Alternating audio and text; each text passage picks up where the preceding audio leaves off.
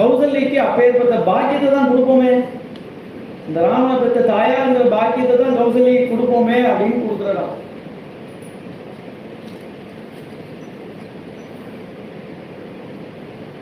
தென்னிலங்கை கோன்முடிகள் சிந்துவித்தாய் அப்படிங்கிறது. இப்பதான் அவதாரமே ஆயிருக்கு. இன்னும் அவதார காரியம்லாம் நடக்கிறதுக்கு சில வருஷங்களாவது ஆகணும். அப்புறம் தான் ராவண மதம் பரியாந்தமா காரியம் பண்ண போறாரு. இப்பவே சிந்துவித்தாய் அப்படின்ட்டார். தென்னிலங்கைக்கு போய் அந்த ராவணனை தட்டியாச்சு அப்படின்னே சொல்லிட்டார். பின்னாடி பண்ண போற காரியத்தை முன்னாடியே சொல்றாரு. அப்படின்னா அவர் தொட்டில தான் போட்டுக்கார் அந்த ராமரை. இந்த ராமர் கை எப்படின்னு இருக்குன்னா வில்லம்பு பிடிச்சுன்ற இருக்கிறாப்லே இருக்கான், கால் ரெண்டும் உதச்சுட்டே இருக்கான். என்னன்னு கேட்டா இப்பவே யுத்தம் பண்ண போயிடுவதா கலந்துடுவதா, ராவணன் ஒழிஞ்சானா இன்னைக்கே ராவணன் போயிட்டான்னே சொல்லிடலாங்கிறாப்புல இருக்கிறான்.